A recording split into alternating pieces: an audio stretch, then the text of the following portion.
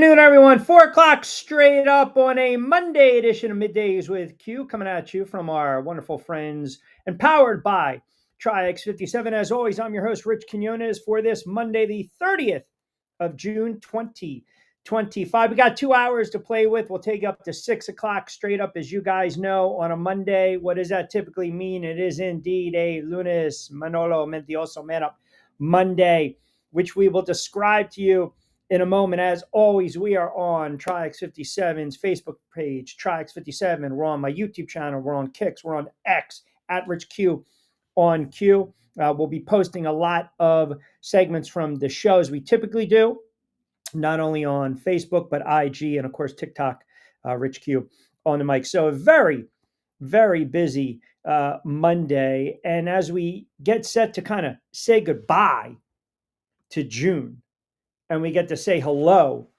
to July, there is a lot of news going on right now in the world of sports. I mean, you want to talk about the world of sports does not sleep. A lot is trending. You got MLB. We've got a lot going on with the NFL. We've got some trades. We've got debacles going on from a gambling standpoint in the NBA, which we're going to start the show off with in a moment. We'll go around the diamond in the 5 o'clock hour. We'll get you caught up to speed what's going on with the Philadelphia Phillies reinstating Harper, designated Kennedy for assignment. We'll get into the Yanks. We'll get into the Mets. We will dive into a lot of the baseball that I alluded to. But we have to start with, again, the NBA. And I'm telling you right now, you know, the NBA is what's going on right now in the NBA with these gambling probes, and there's been a bunch of them of late. There have been a bunch of them with Porter, Rozier, and now we're learning Beasley. We are now creeping into a situation where, however you kind of break it down, whatever, whether you're a gambler, not a gambler, if you are a bettor, a novice bettor, not a bettor, I got to say, at this moment, the NBA has made a big problem. A big problem in the NBA.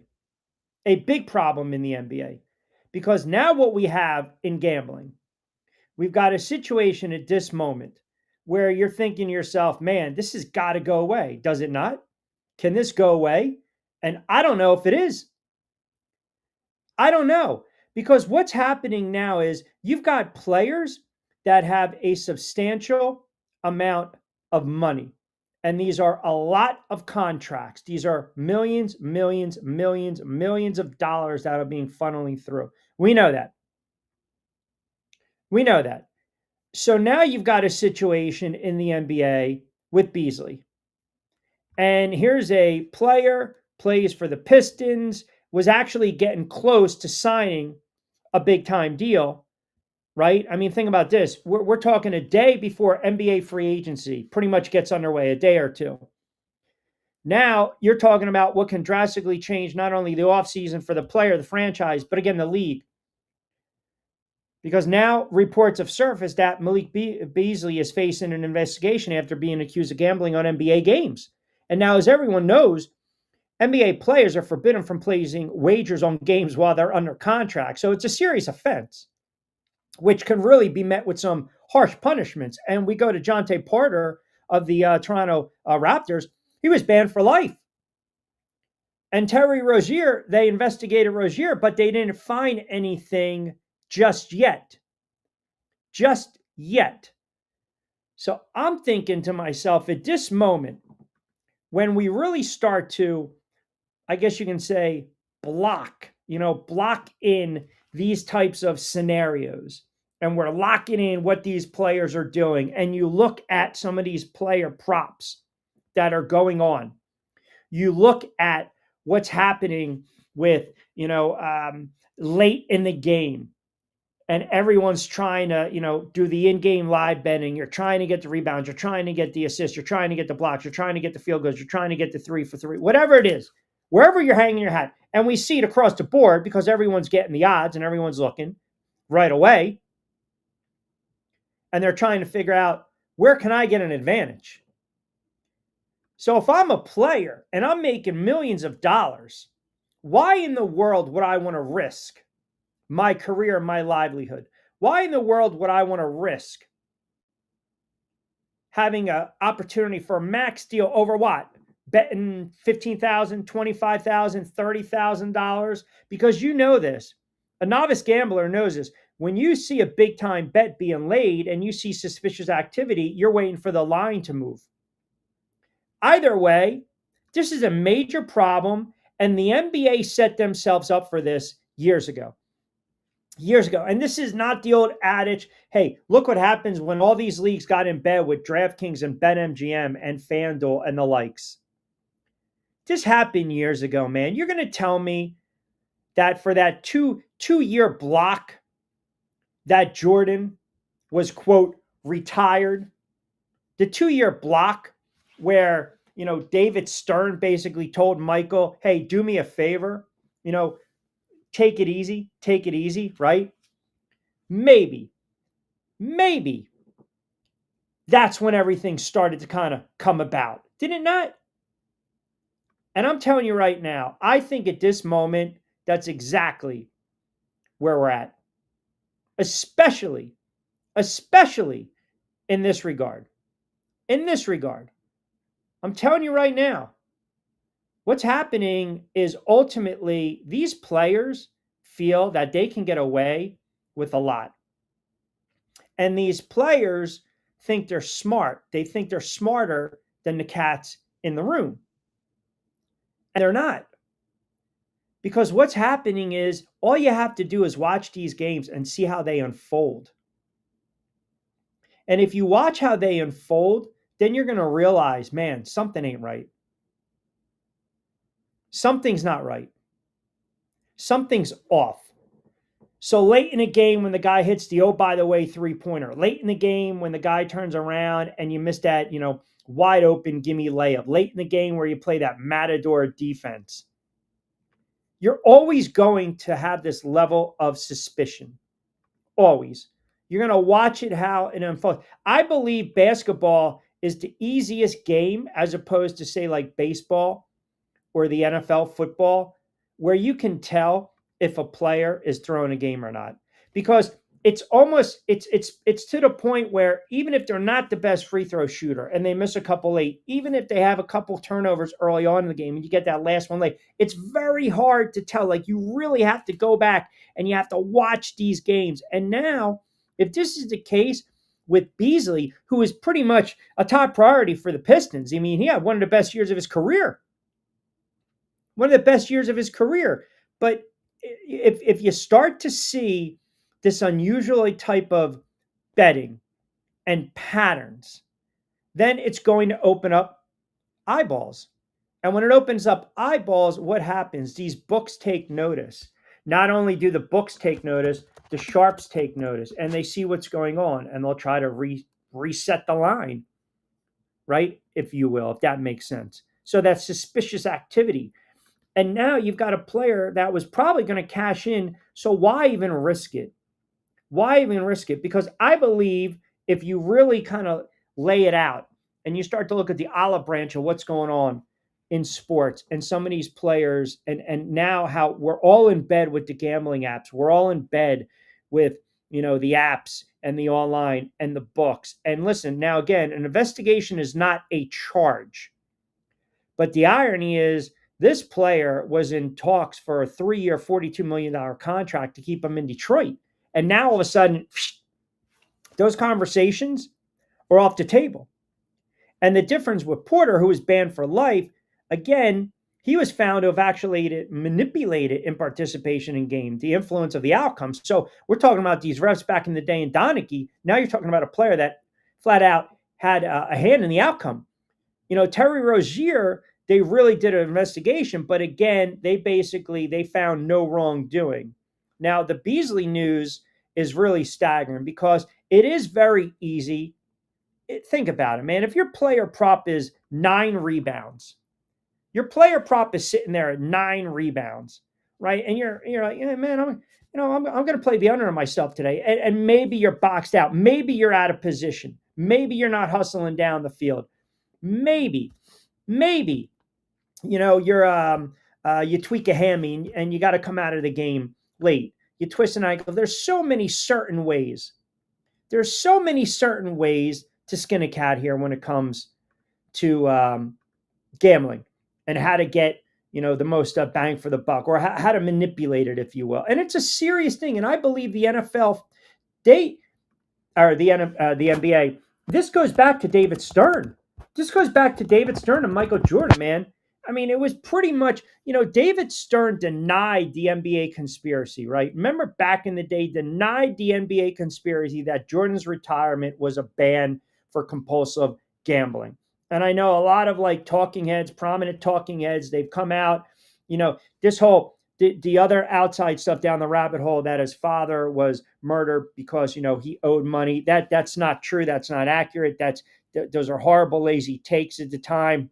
No, but Stern, former commissioner, rest in peace, initially opposed sports betting, even in legal and regulated forms. So he thought it would hurt the league's relationship with fans, and then all of a sudden it creates what?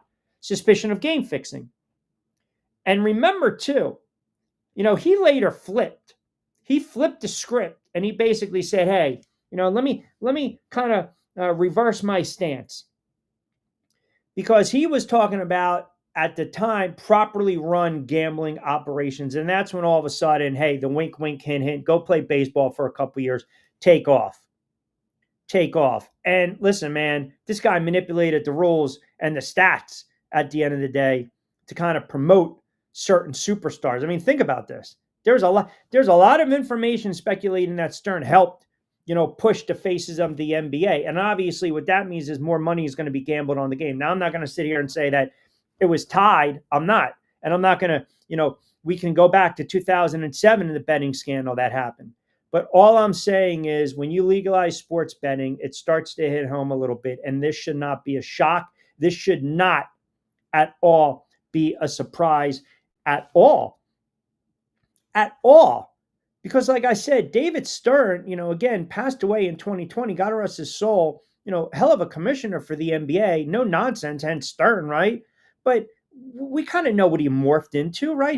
He basically, kind of it turned around and gave the sports betting community more or less open arms. I mean, think about that. He changed his tune. So now you got silver in every league and the NBA. You got all these player props. You got brought to you by, pre, post, injury reports, everything. So this is the problem that all these leagues are going to run into. They're making their bed, period. And now they have to lie in it because they're all in bed. So this doesn't surprise me. They're all in bed with these gambling apps. They're all in bed, again, with these odds makers and these books. They're all in bed with the casinos. So this should be nothing new to anyone. The problem is going to happen just like in the NFL, where you really get that prominent face, that prominent player that's going to get caught. Now, you got to sit there and say, what's the incentive? Why would you even want to do it? Because ultimately, for a fact, if you're laying $250,000, $500,000, $1 million on a player prop, something's amiss. If you're doing that on a game and the odds, something's amiss, and that's going to raise an eyebrow. Sneaky suspicion, is it not? So this, to me, this is not a shock. This is not a surprise. Do I believe eventually more players will come out? Yeah, I do. I really do. Because if you go back, Stern at the time supported the Professional and Amateur Sports Protection Act. And basically it said, in essence, prohibited sports betting in the U.S. outside of Nevada. Now, fast forward 10, 15 years later, he and the NBA are forced to deal with what? 2007. The Tim Donaghy scandal, which was huge. And then in 2012, he went back and forth with the governor at the time, Chris Christie of New Jersey, attempted to legalize sports betting within its borders. So, again, the Donaghy thing woke everyone up. It woke everyone up. But you're talking about a guy that was running the league from 84 to 2014. All of a sudden, the tune changed. As we like to joke on the air, let's not, the babe in the woods routine. So Beasley right now, we'll see how it plays out. But the NBA, they made their bed many, many, many, many years ago. And now you're stuck lying in it, period. Now you are stuck lying in it. 16 past 4 o'clock hour. Crank it up on a Monday edition of Middays with Q. So we've got the Beasley, we got the NBA drama with the gambling. You got a ton of NFL news coming down as, my goodness, unbelievable what's going on with the NFL. It's like you turn around, there's trades galore. We will get into that. We got comments coming in, a ton of comments on Facebook, on X, on YouTube. We're going to break them down as well on the other side. As I mentioned, we got a lot to get into with the gambling and the betting and the NBA.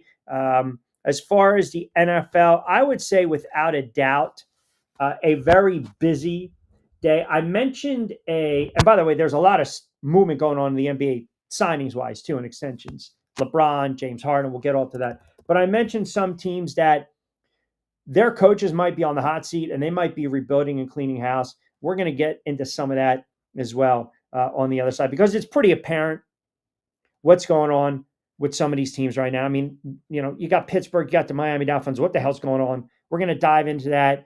Got to keep it locked in. We'll take up to 6 o'clock straight up, 16 past 4 o'clock hour, Monday edition, Middays with Q right here on Triax57. When we come back, we will go through your comments. A lot coming in on the NBA and Beasley, some NFL comments as well, and some thoughts. Always appreciate the engagement on this late June 30th, 2025. Quick timeout. We will come back on the other side. We'll reset the table. Hi, I'm Bruce Pascoe. I'm very fortunate. Years ago, I found something that I genuinely like to do, and it's something that helps other people.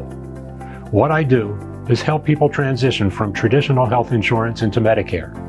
I've been doing it here in Atlantic County for more than 20 years. If you're getting ready for Medicare, call me for a free consultation. 609-484-9800.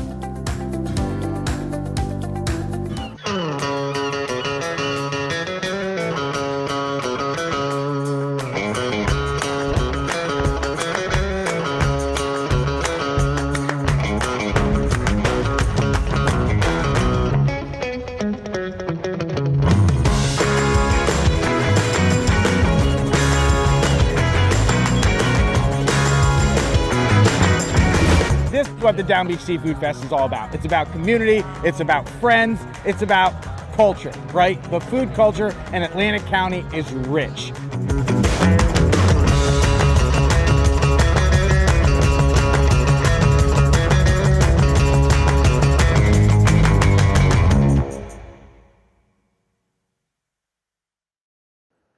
All right, welcome back, everyone. We've got a lot of comments coming in on a very busy Monday, 18 past 4 o'clock hour.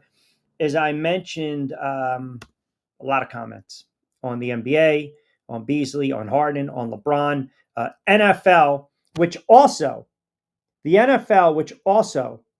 does not stop. The NFL doesn't sleep. I don't even know where to start with the NFL. I mean, you got this swapping with the Finns. You got Dolphins sending Ramsey Smith to the Steelers for Fitzpatrick in a trade. Maybe some of you Pittsburgh fans that decided you're not going to be Pittsburgh Steelers fans anymore. You went off the boat. Maybe say you're Jacksonville fans. Maybe you're getting ready to come back and you're going to be Pittsburgh fans. I have no idea. What are the Dolphins doing? Like, what are the Dolphins doing? Are they tearing it down? Is this a rebuild right now? Is this where we're at with some of these teams in the NFL? I mean, it's coming fast and furious. It is absolutely coming fast and furious. And I talked about this last week. We don't sit there and say there's tanking in the NFL, right? We don't sit there. We hate to use that word, tanking in the NFL. Nobody wants to hear about tanking in the NFL. We talk about rebuilding. That's kind of where you have to go, rebuilding in the NFL. And now what are we seeing? We're seeing a team, aka like the Miami Dolphins, that just might be saying, this is it. We had our moment. We had our moment. It's not going to pan out. Not with the head coach, not with the quarterback. I mean, this is ridiculous. Think about this for a moment. If you actually go back, you're talking about this trade, which pending physicals right now. So the Dolphins are sending a 2027 second round pick to the Steelers. They're going to receive a 2027 fifth round pick, back from Pittsburgh. So you got Ramsey, who's going to get 1.5 million raised this season. Okay. So now his compensation 2025 is going to be right around 26.6.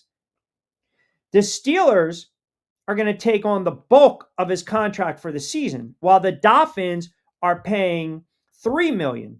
And these are according to multiple sources telling ESPN. So Smith's going to get that 1-year contract worth right around $12 million or so. I mean, obviously you got Drew Rosenhaus. They're going to try to get the most bang for your buck. Ramsey going to Pittsburgh right now. I just, you got Fitzpatrick heading back to Miami where he began his career with the Dolphins. He was selected 10th overall in 2018 draft. Might have been 11th or 12th, pardon me. But point being is, the Dolphins, you got to kind of figure out what you're doing at this moment. And even with the Pittsburgh Steelers. So the Pittsburgh Steelers, you lose Russell Wilson, you lose Justin Fields, you lose Harris, you lose Pickens, you lose Fitzpatrick, you turn around, you get Rodgers, you get Ramsey, you get Slay, you get the tight end Smith because you need a tight end, and you get DK Metcalf. Now, I don't know if you look at Pittsburgh on face value and say, okay, you're better, but I don't know if you look at Miami and you say you're better. And I know we don't like to say tank. We don't like to say tank, right, in the NFL. We don't. Question, are the Dolphins tanking? Smith was one of their most productive players, and Hill trade talk has been going all offseason. I think you're going to try to move Hill too, Vince. I do. I really do. I definitely think they're going to try to do that. De facto, Stern fixed a draft for your Knicks to get Patrick Ewing. That is not 100% accurate. Perhaps. Man says, bring your allegiance back to Pittsburgh with the Ramsey deal. I don't think Vince is going to do that. I think Vince has pretty much already said he is going Jacksonville full throttle, period. He's going Jacksonville full throttle. I don't know what Miami's thinking. I really don't. I don't know what their mindset is. I don't know if they're... Look, the AFC East, that the Buffalo Bills, they're the prohibitive favorite to win that division year in and year out, especially with the current makeup of their team. We all know that. The Jets are rebuilding. They're going to see what they have in Fields. So now they've overhauled that roster, that coaching staff. New England is still a very young team. They got rid of a bad coaching staff. They brought in familiarity. They believe that their quarterback, again, is going to blossom in Drake May. And then that leaves... Who does that leave? That leaves the Miami Dolphins. It's different. You look at the Steelers, they're adding, that depth, right? Ramsey, Slay, Porter Jr. Miami, I don't think Miami knows exactly what the hell they're doing. I don't. And oh, by the way, here's another, again, Steelers are looking to maybe trade TJ Watt. So I don't know what's going on with them either if they make that move. Is it panic? Is it just no vision, no path? But if you're the Miami Dolphins, man, I'll tell you, I thought the Dolphins, the current makeup of the team, I actually thought the Dolphins, as long as Tua is healthy and offensively, you got to clean some things up. But we know about the defensive side of the ball. What are they doing? You had Raheem Mostert come out basically saying that this is what happens. You treat the stars like what. You take Pro Bowlers and you get rid of them and you move them. So I'm really not sure exactly what they're doing. Listen, it wasn't even a trade. This was like a divorce. Get out of here. I don't want to see it anymore. This is a great tidbit from Joe Shad, who does a great job covering the Dolphins. They paid Ramsey $4 million this offseason. They added another $3 more to facilitate the trade for a total of $7 million. The Steelers are paying the rest of his $26.6 million. So it's like, get out of here. I don't want to see it anymore. Take the dog, take the kids, take the dishes, get out. So you really got to question what ownership. You got to question right now what they're doing respectively. Both of them, right? I've seen teams bring in old vets they can find before, but I've never seen one do that and win a chip. Vets with something to prove. Karl Malone, GP, with like a word from their Lakers locker. Oh, you're talking about the dream team scenarios, right? Gary Payton, Karl Malone. Remember that? That blew up in their face, did it not? Jovan chimes in on a Monday. I look at Pittsburgh and say they got older. I wonder how Slay and Ramsey hold up for an entire regular season. Yeah, they have depth, Jovan, 100%. But you're right. Like, they're getting older. And oh, by the way, they brought in an aging quarterback who we all believe, we know he's not going to be upright for an entire 17-week season. And Aaron Rodgers. Like, is Tomlin, this is the year where are we allowed to now say Tomlin's on the hot seat? I know Tomlin has a say in these moves. Don't think for 1 minute he doesn't. You know, and now they're coming out of the woodwork, right? You got Pickens, basically former Steelers wide receiver, George Pickens, basically, reacting to Minka Fitzpatrick, Jalen Ramsey trade on Instagram. So happy for you, broski. Back to the beautiful places in life. It's like, wow. I mean, was it that bad? It's the NFL, man. I'm not gonna sit here and tell you they tank. I'm not. But what they do is they figure out a way to poorly construct a roster. And look, we know you're always trying to save money. You're always trying to cut corners. But this is just, what are we, a month away from the season? And you're trying to also, if you're the Pittsburgh Steelers, you're banking, you're hoping, you're wishing on a wing and a prayer that Aaron Rodgers stays upright for an entire 17-week season. That's not happening. You know, this whole idea, this sentiment, Mike Tomlin, always a competitive head coach, puts out a competitive product. You know, this is a team 500 or better. They'll win their 9, 10, 11 games, 12 games. You know, steady Eddie, making the playoffs, winning divisions, making deep runs. Well, what have you done in years? What have you done in years? You haven't done anything. You really haven't. And Miami, there was supposed to be a lot of buzz with the Dolphins. You paid Tua a substantial, by the way, Terry Rozier has been cleared of involvement in a betting scandal per Shams. You paid Tua a substantial amount of money. You have put all your eggs in the Tua basket. And now you are basically tearing down that team. And you still have a void in that slot position. You do. And you also might be trading one of your best offensive weapons. Like, it stands to reason they don't know what the hell they're doing right now. And quite frankly, I don't think Pittsburgh does either. And Pittsburgh, I didn't think they were going to compete in the AFC North because I'm not sold on Rodgers and the current makeup of that team. And if you trade Watt, what is that telling you? If you move him. I mean, you have to look at players typically, they look at what? They look at situation, they look at the money, they look at the, devil in the details and the contracts, the incentives. They want to basically hang their hat somewhere and say, this is going to be my home for my career. And they also understand it's a business and they want to try to get as much money as possible, especially those guaranteed contracts. But then you look around and maybe you have a couple rough seasons here and there. And you're still trying to feel out where the franchise is going, what direction the organization is going. And then you start to see the handwriting on the wall. And now, if you're with Pittsburgh or you're Miami, you really got to question, what direction are these franchises going? What direction are they going? Do they want to compete? Do they want to put out a winning product? Are they trying to shed contracts, shed salaries? Are they trying to move disgruntled players? Or is this a rebuild? I mean, I tell you, I got Miami fans that tune in, Dolphins fans that tune in, tweeting at me as we speak. Ticked off. I mean, think about this. The AFC East, besides Buffalo, don't you think the Miami Dolphins could compete in the AFC East? The Jets are not going to be good. New England's not going to be good. And it doesn't take much. You figure out a way, you split your season when you think about it, right? Now you got 17 weeks. If you figure out a way to win games in the division, win a couple games on the road, go 5-3, 5-3, 10-6, 11 wins, that's going to get you in. That's going to get you in. And I look at Miami and I'm like, whoa.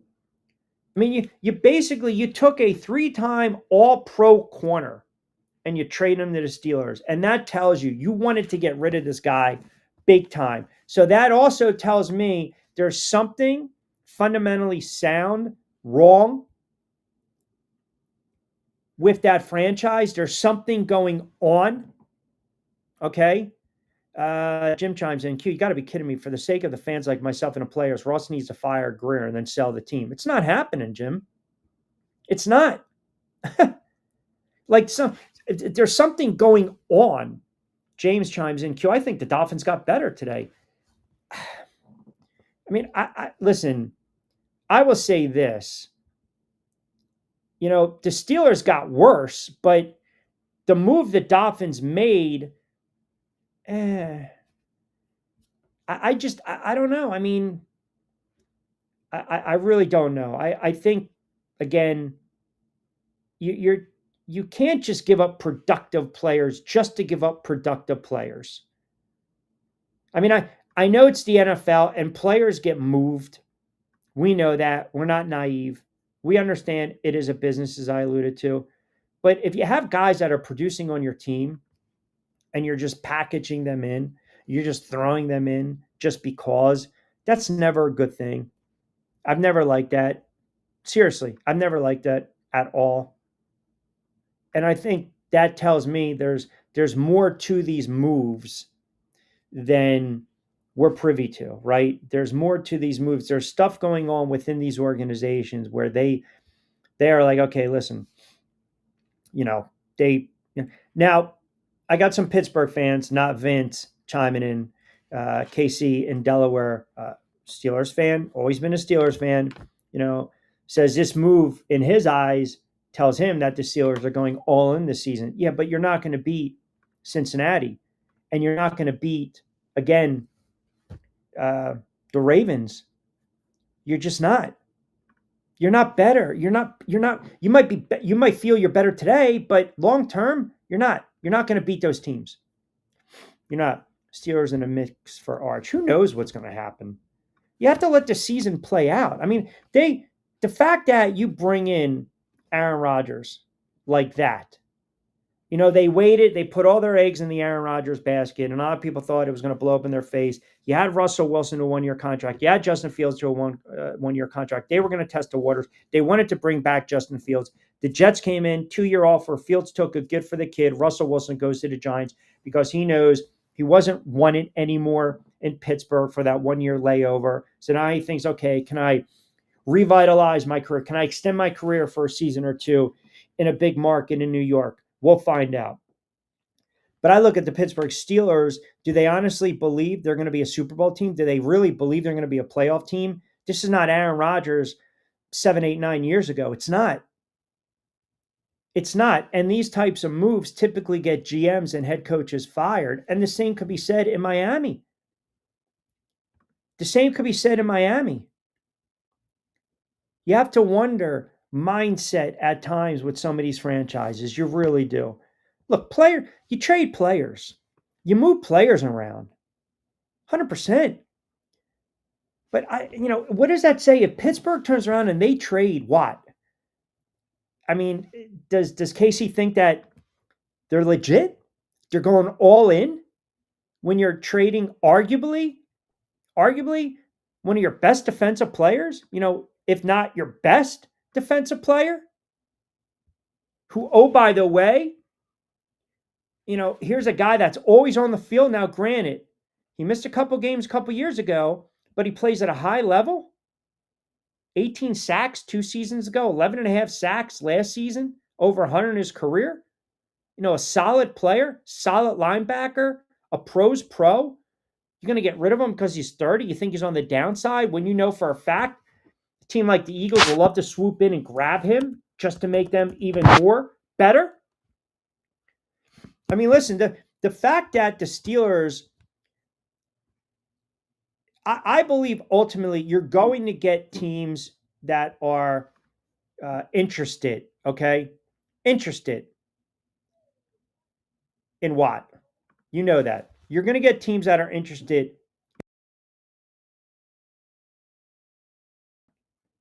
But the question is, at what price? At what value? Is he going to cash in? Would it behoove the Steelers to turn around and pay him? You don't want to lose a player like this. You're going to have teams that are going to have a substantial amount of interest in him. Now, I think there's going to be a lot more trade interest that increases. And I know the Steelers want to get an extension done. But when you get a player that skips all of the team's offseason, right? He's looking for that new contract. He wants to break the bank. He wants to get paid what he believes his value is, how much he's worth. Now, again, we can throw out arbitrary numbers, 100%. We can throw out so many different numbers. And a lot of people reported that last month the deal was supposed to get done before the start of the season. Now, remember now, if you go back, he signed his last extension days before week 1, and the Steelers have this very long-standing policy. They do not negotiate during the season. They don't. So you got some questions that got to be answered there as well.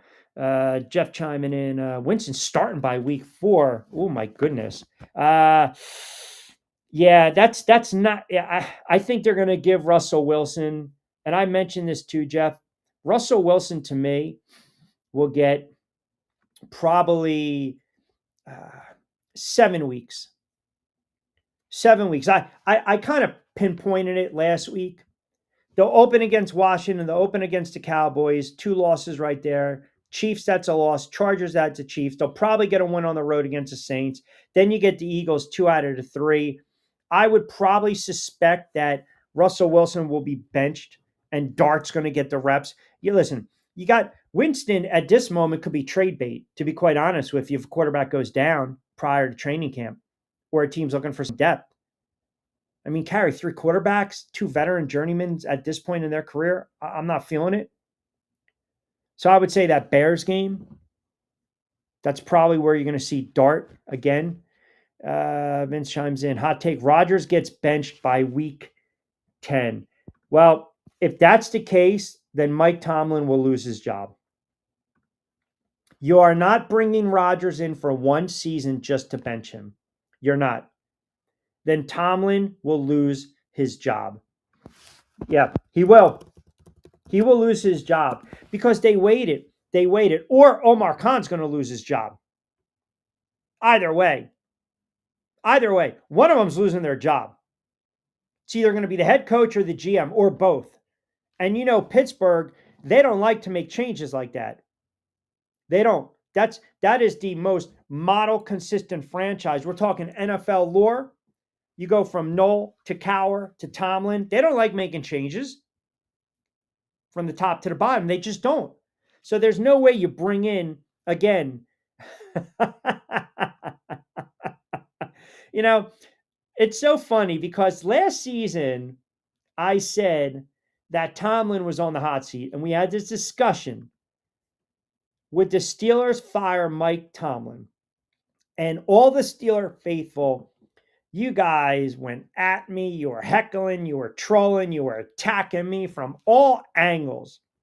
And all I said was, I think it's time for a change, a new voice, especially because they're flip-flopping at the quarterback position. And all I heard was, Q, Mike Tomlin, Super Bowl winning coach. What have you done for me lately? Super Bowl winning coach. Now, if they bench Aaron Rodgers, I mean, where are you going to go? Skylar Thompson, Will Howard, Mason Rudolph. Is that the direction you want to go? You put all your eggs in this basket. You waited to see exactly what Rodgers was doing. So you're saying week 10. So let's again play the little dicey game. At the Jets, Seattle, at New England, Minnesota. We'll say I'm gonna give the Steelers.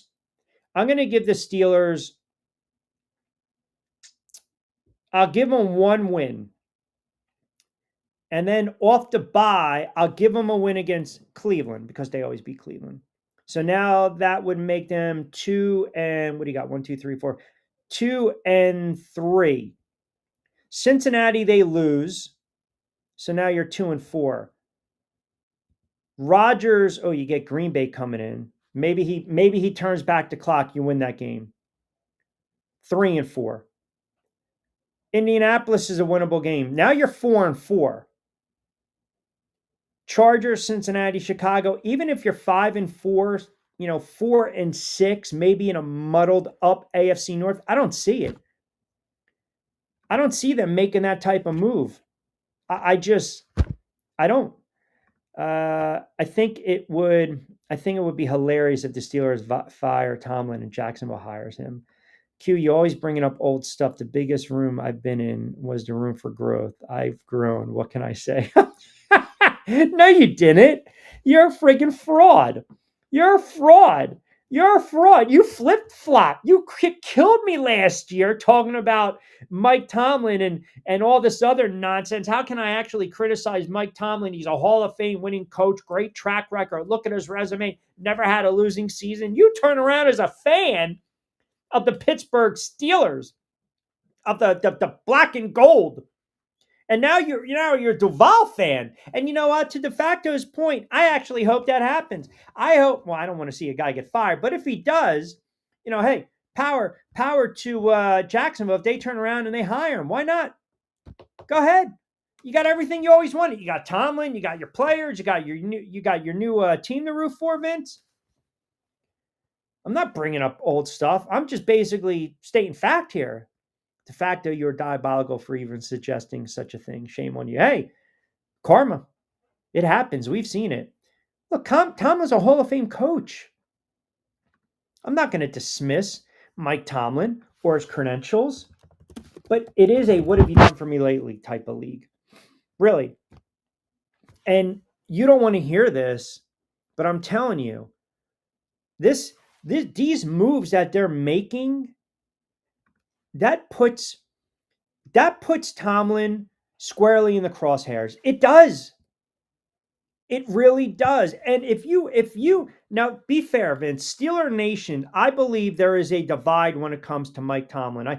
Every fan thinks he's one of the best coaches in the NFL, but a lot of people think he shouldn't be a coach for life. Some think he should be coach for life. There's also this sentiment he should have been fired years ago because they're not going to win another Super Bowl as long as he's in charge. That is just my opinion. It's just my opinion, but there is a divide among Steelers fans. There is.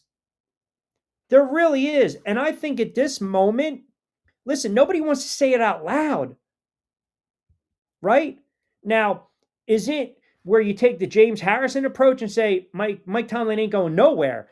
Well, maybe that's the truth. But what if they're 4-13 and players revolt, Rodgers gets hurt 6 weeks in, and they're getting blown out left and right? And I get it. KC again chiming in. Q, go back. They've only had 3 coaches in franchise history. I'm well aware they hired Chuck Noll in 1969. I get it. Now, every season under Noll was great. And not every season under Cowher was great. They lost a lot of playoff games and AFC championship games at home. At home.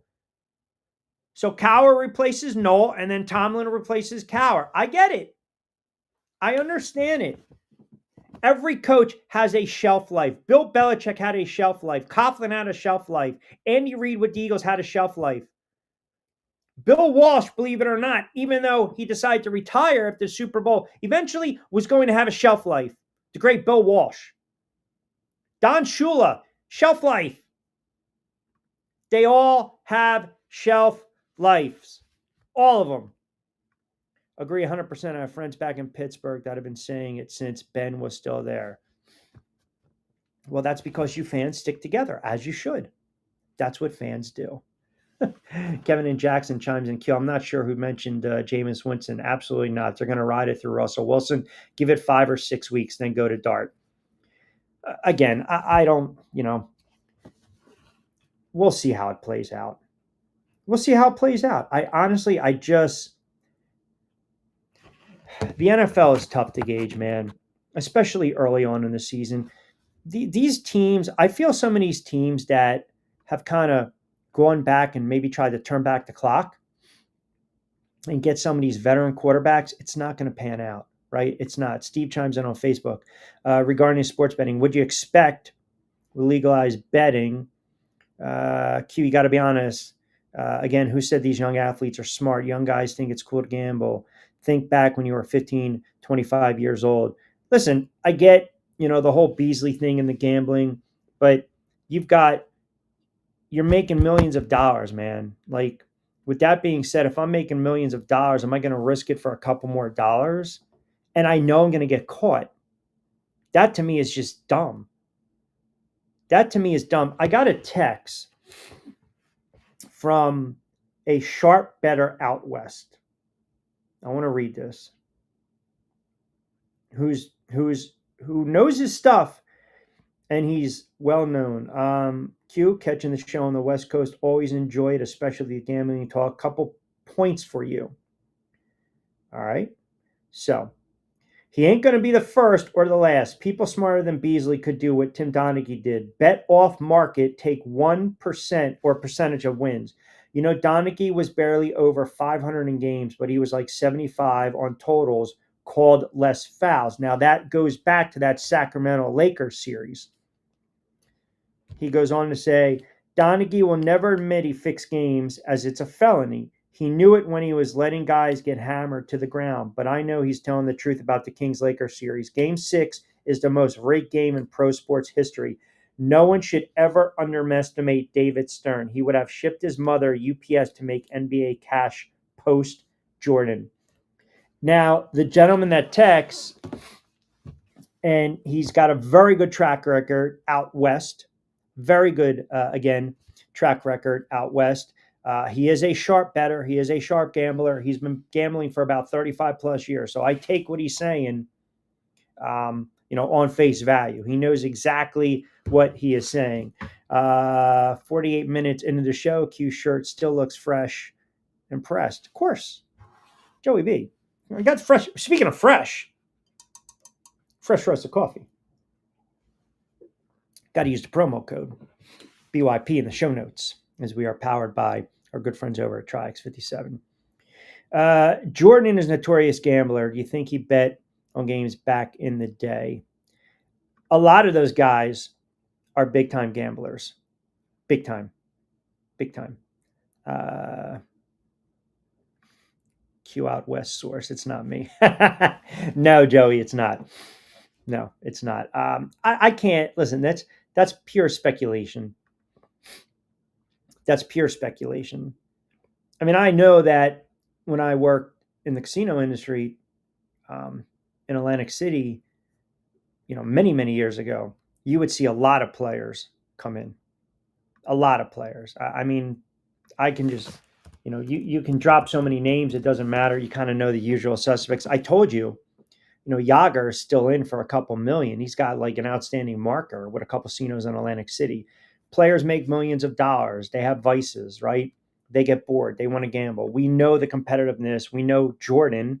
If you watch, The Last Dance, this guy would bet on anything. Cards, right? Big time golfer, always competitive. Remember, he was going out with Danny Ainge prior to. I think it was that game 3 or 4 in the 86 playoff series, the Bulls against the Celtics. They were golfing, they were betting. It's everyone knows. I mean, Charles Barkley, Oakley, the list goes on and on and on. Iverson, these guys gamble. They gamble. It's like the worst kept secret in sport. But my thing is, these leagues opened up Pandora's box when they got in bed with all the gambling apps.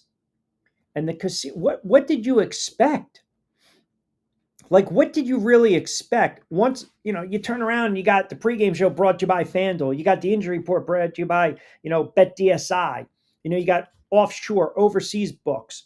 You got, DK, the player of the game, the dunk of the game, the prop of the game. You have in-game live betting. I mean, hell, during the live broadcast. Oh, by the way, odds have changed. Giants are down 35 points to the Eagles. If you think they're going to come back and win, it's plus 3,600. It's like they're pushing it. They're hawking it nonstop. Now, the only thing you'd have to kind of peel back the curtain and wonder is, what's the incentive for some of these players? The Donaghy thing was apples and oranges compared to players. These refs are not making that type of money. We know that. So I think at times, they get caught up. These refs get caught up. And what happens? They run with the wrong crowd, or they're doing it recreational. Then, hey, they got to rob Peter to pay Paul. Take out a loan. Got to pay the juice. Got to play the big. the VIG, we're going to come and get you. Here's a threat. Now I got you under my thumb. Now this is what I need you to do. That series, that Lakers and Kings series, I remember that series like it was yesterday.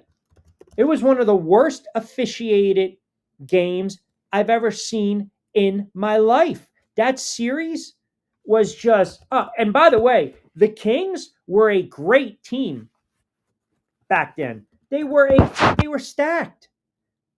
But everyone knows 2007. Think about this. The feds were on to these guys, and I've said this. The night that piece came out on 60 Minutes,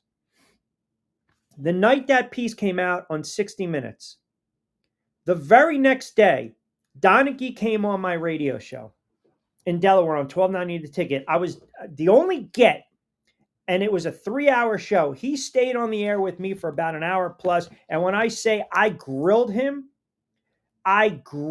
because ultimately I know, watching that piece and doing my research and then just having him on the air where he knew coming in that I was going to get on him. I knew he bet it. He bet on these games that he officiated. But he was so adamant saying he was pulling a Pete Rose. I didn't do it. So the feds were already on to this prior too. You go back 2005, 2006, 2007. He finally admits that he bet on these games that he officiated. And again, that's where you're taking your position. He claimed at the time, okay, and I'm not going to use my position as an on-court ref to advance, my bets. But what did he do? He had inside knowledge. He exploited that knowledge to wager on games, whether he was refereeing them or not. And, you get all these other co-conspirators. It was bad. It was really, really bad because then there were the allegations of improper playoff refereeing. And that is when everyone turns around. All you need to do, Game 6. Game 6 of the 2002 Western Conference Finals. Go watch that game in its entirety. The Lakers and the Kings. We talk about SGA, the free throw merchant getting to the line. Lakers shot 27 free throws in the fourth friggin' quarter. Come on. What are we doing here? You made your bed. You got to lie in it. Period. I don't care if that's fair. It's been legal for years in European countries. It doesn't seem to ruin the game over there. How do we know? How do we know what's going on over there? How do you know? Is it more prevalent? It might be.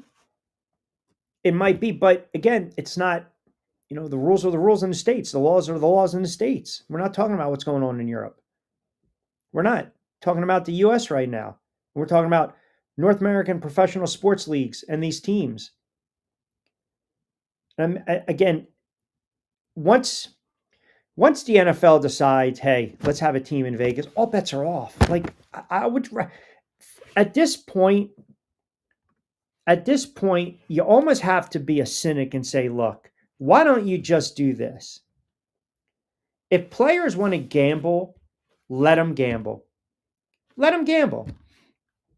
Go ahead, let them gamble. Because you're not going to stop it. Now, here's the caveat. Are you allowed to gamble on the sport that you play in? No. But if an NBA player wants to gamble on an NFL game, let him. If an NFL player wants to gamble on an NBA game, let him. Let them. That's fantasy football. That's a form of gambling. And they were trying to get on Brady years ago and Romo years ago. It is a form of gambling. You can't avoid it. You can't. If a player like Tom Brady or Patrick Mahomes, if we ever learn, a player like that magnitude turns around and they have a hand in the outcome of the game, and it's got gambling, it's got gambling written all over it, then that would just absolutely I think, flip sports on its backside. Can you imagine If it's a Super Bowl and Patrick Mahomes decides to throw the game, he throws a pick six late and clear as day, you say to yourself, what the hell was he doing? Where was he throwing? I don't believe it's ever going to happen because, as I mentioned, they make too much money. They make way too much money to want to tip the scales and try to manipulate the outcome like that. Like, what's the benefit? If I'm making $150 million, what the hell do I care about another 15, 25,000, 500,000? That does nothing. It's a drop in a hat. It does absolutely nothing for me. But the optics, the perception, it's always bad.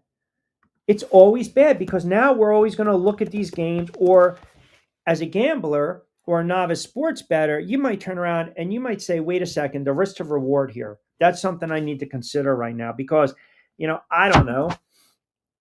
How do I know it's not fixed? How many times do you guys sit there on a Sunday and you watch a game? You watch an NFL game with your friends, and there's a blatant no call or there's a blatant flag. And then a couple minutes later, you turn around to your buddy, you look to your right and you say, yeah, you know what? They're going to make up the call in the fourth quarter. And you get the quote, make up call. Like, we already believe there is some type of, goofiness going on, for lack of a better term.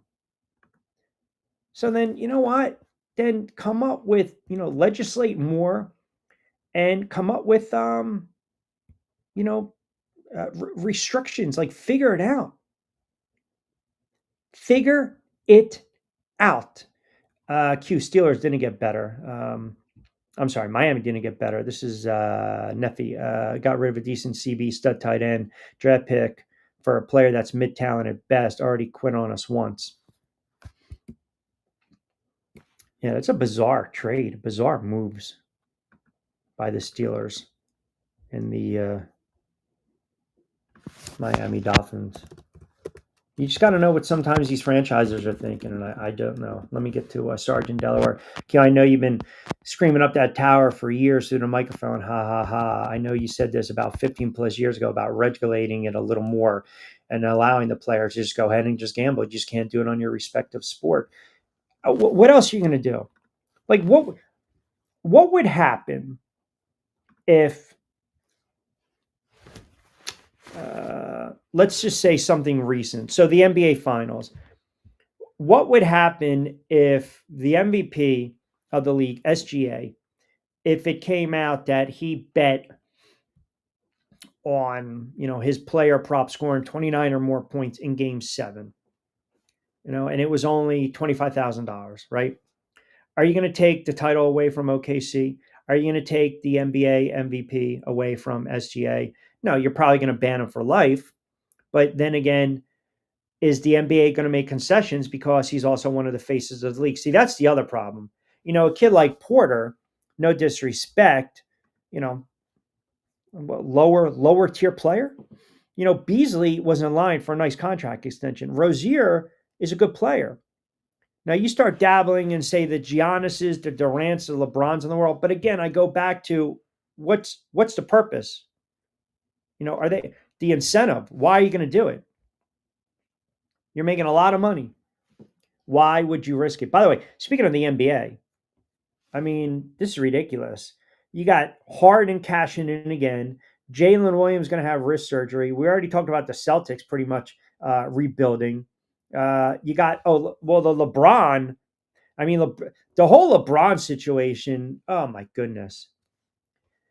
This whole, LeBron, that $62, 62 million, not $62, $62.6 million option. At this point, I look at LeBron and I'm like, okay, you're not winning another title. You're not. So LeBron James picks up his Lakers contract. So he's not going to be a free agent. So he opts into the final year of his contract. Why? Because there's not going to be any suitors. I don't believe there would have been any suitors as a free agent. I don't believe there's any suitors, even if they put him out there to potentially trade him. But I will say this. Would the Lakers even consider trading? Like, there's this sentiment, why James picked up his contract option. So if he's really serious about competing next year, then the Lakers need to do what? They need to pretty much overhaul. They got to figure out what the hell they're going to do in the offseason.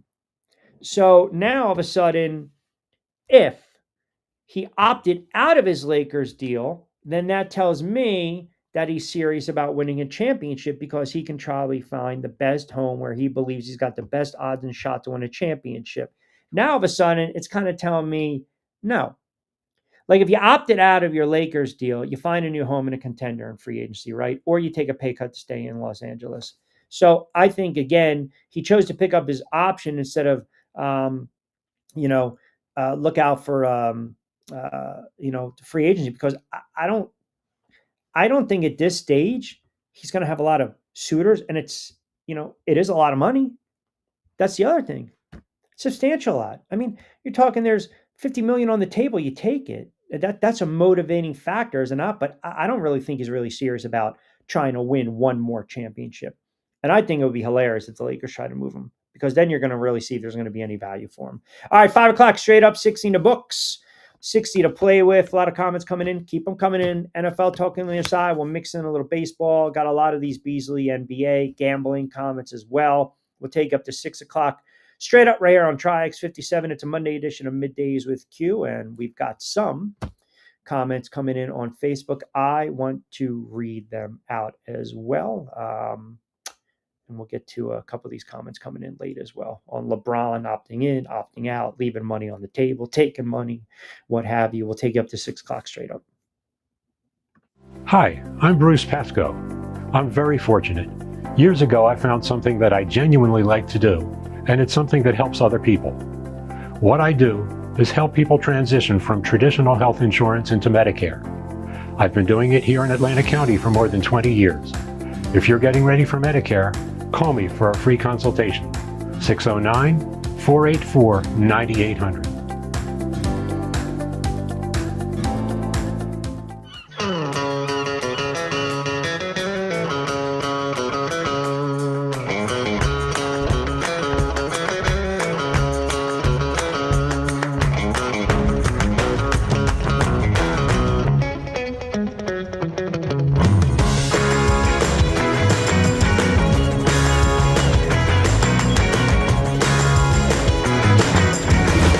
What the Down Beach Seafood Fest is all about. It's about community, it's about friends, it's about culture, right? The food culture in Atlantic County is rich.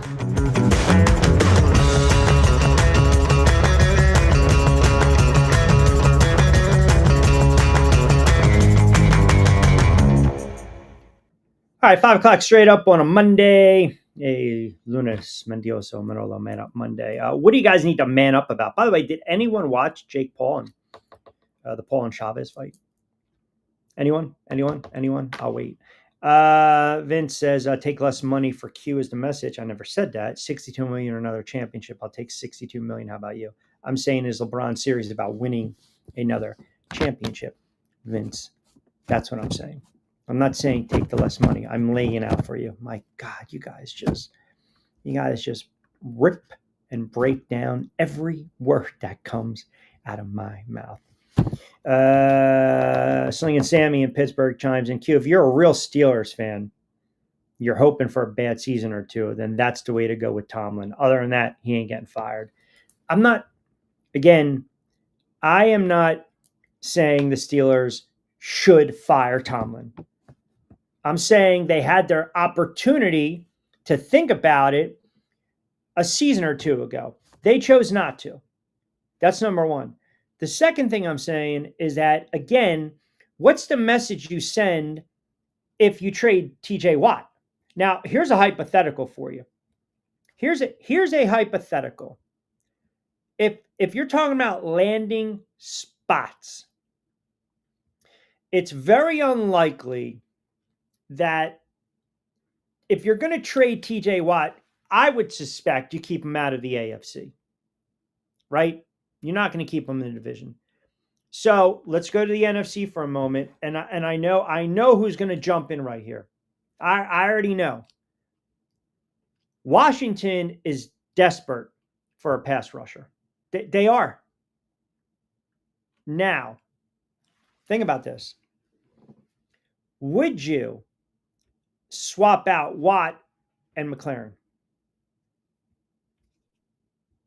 You've got a star defender and you stick them in that Commanders defense.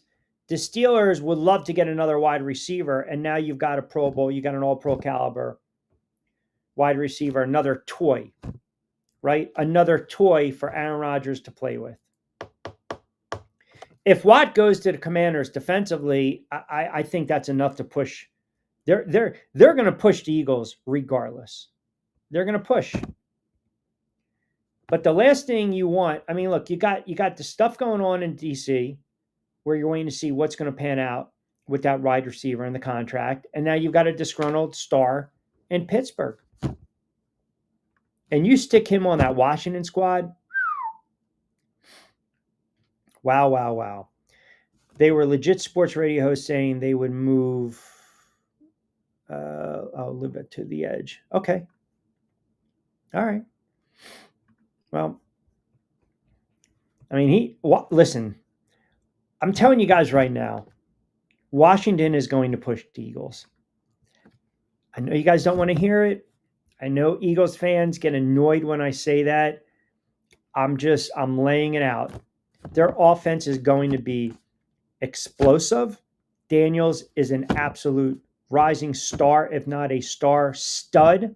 And the other thing is their schedule is very conducive. It's advantageous to stockpile wins early. Giants, Packers, Raiders, Falcons, Chargers, Bears, and the Dallas Cowboys.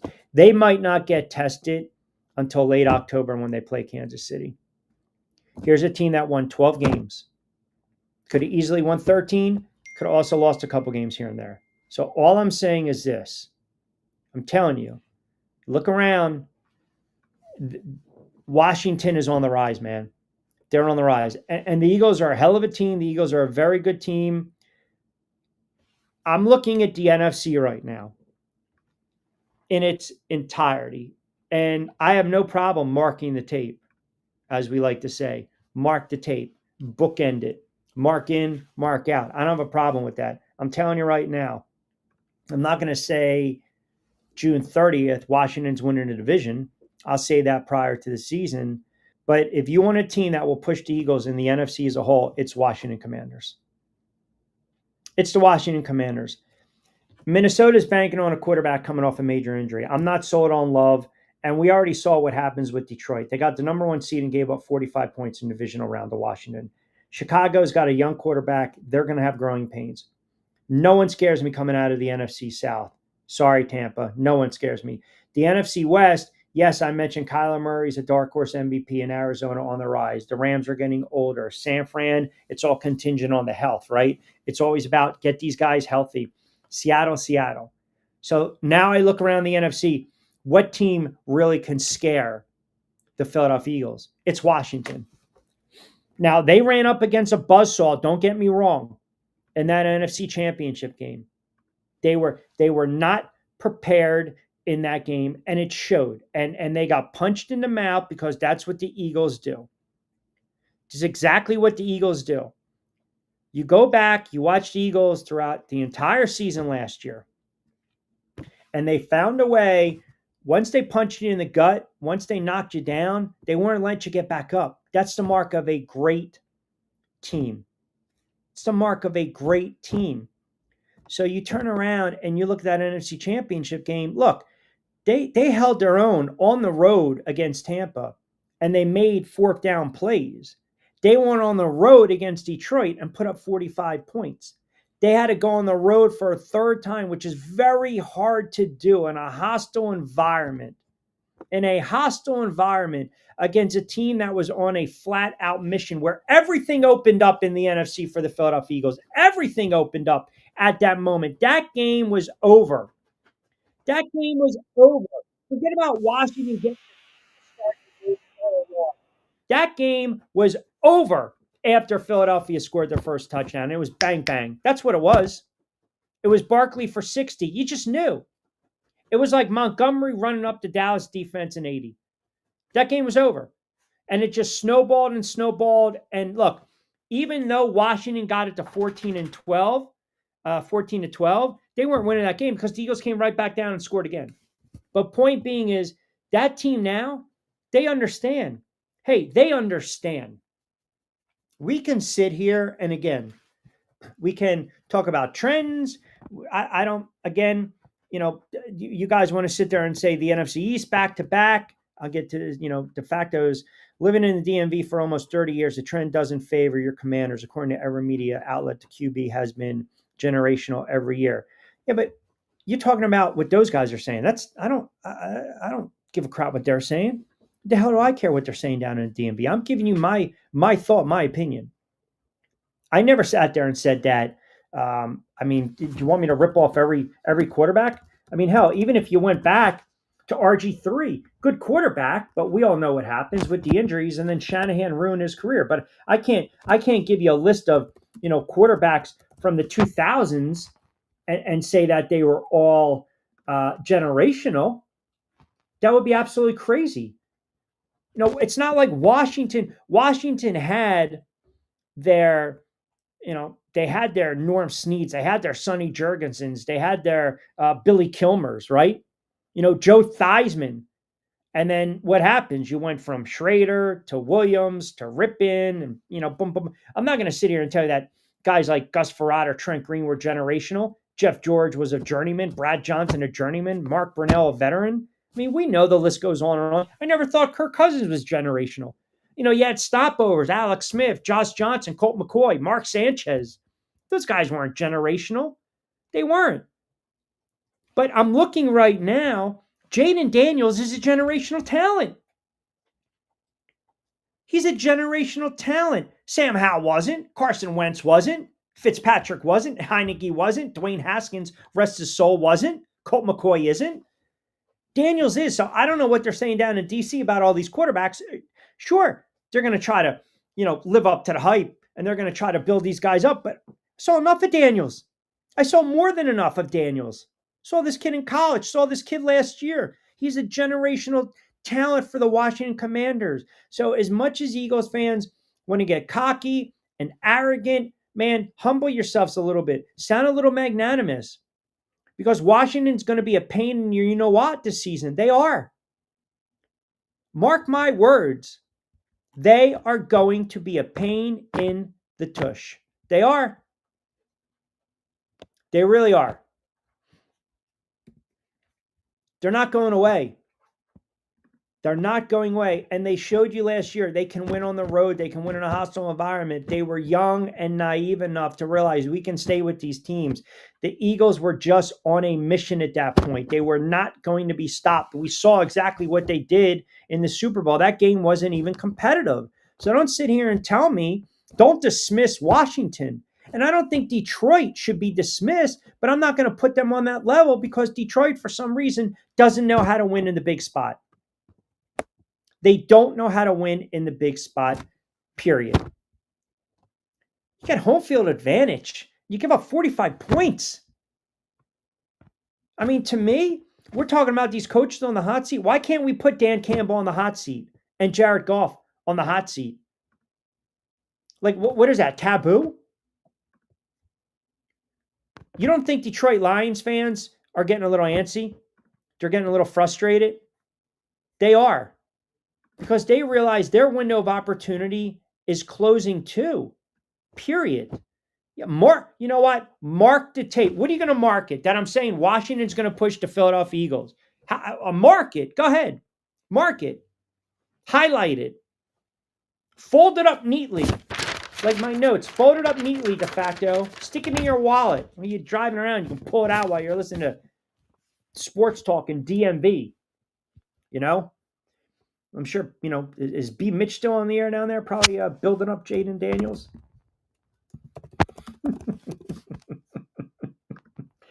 Listen, the Lions, you win 15 games. Well, here's the ascension, right? So that first year under Campbell, they were bad. They were 3-13. 3-13-1. But they made the jump. They won 9 games the very next season. Then they won 12 games the next season. Then they won 15. Okay, you got to get it done now if you're Dan Campbell. Like, I'm sorry. You have to get it done now if you're Dan Campbell. There's no more next year. You had 3 really good years where you're sending 15. I don't know how you can really go up. No one's going 17-0. But now you got to get to the playoffs. And you got to win games. If the Detroit Lions don't at least get to the NFC Championship, and his coaching, again, cost them, or some of his calls, hey, he might be on a fire. B. Mitch is still on the air, but he's no Q behind the mic. Well, de facto. Yeah, B. Mitch is a good dude. Thank you. I know B. Mitch got in trouble a couple years ago because I think he was very critical of Washington. I don't remember what season it was, but correct me if I'm wrong. It's because Snyder owned all those radio stations, and I think he fired them, or they didn't put him on the air anymore. But I've always liked B. Mitch. He's always had a very, very strong opinion. All right, quick timeout, 16 past 5 o'clock hour. Reset the table on the other side. We'll open it up as well. We'll take you up to 6 o'clock. Comments coming in, X, Facebook. We want to read them off as well. Do not go anywhere. It's a Monday edition of Middays with Q. We'll get to what's trending as well on the other side.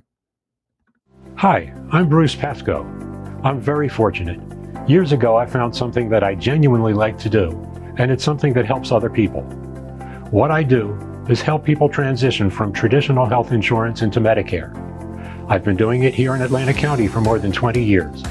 If you're getting ready for Medicare, call me for a free consultation. 609-484-9800.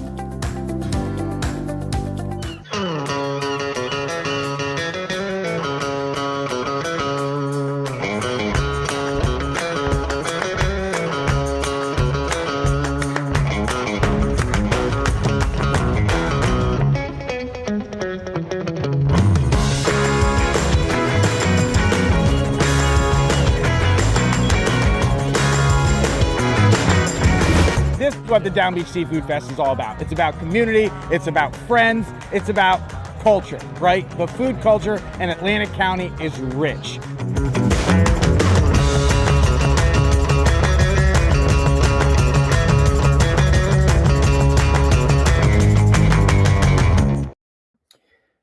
All right, 17 past 5 o'clock hour. I want to get some of these comments. Chimes in. Q, the Sixers' greatest strength. Eagles inefficient ISO ball defense, passing, rebounding, have lost art in the land of Philadelphia. Let's see if Morey fixes these things this summer. They have a lot of work to do. The Philadelphia 76ers. A lot of teams have some work to do. I mean, look, you had 2 teams. You had OKC and you had Indiana. Indiana pushed them to 7, and there you go. These contracts in the NBA are ridiculous. I mean, James Harden, my God, how much money has he made in his lifetime? Every time I turn around, it's like another extension, right? 100 million here, 100 million here. How much is James Harden? Let me see. James Harden career earnings. Well, that new contract is 2 years, 81. Whew, my goodness. Let's see. James Harden career earnings. Wow. James Harden has made $450 million. Oh my God. I can't even imagine. I'm looking at his yearly breakdowns.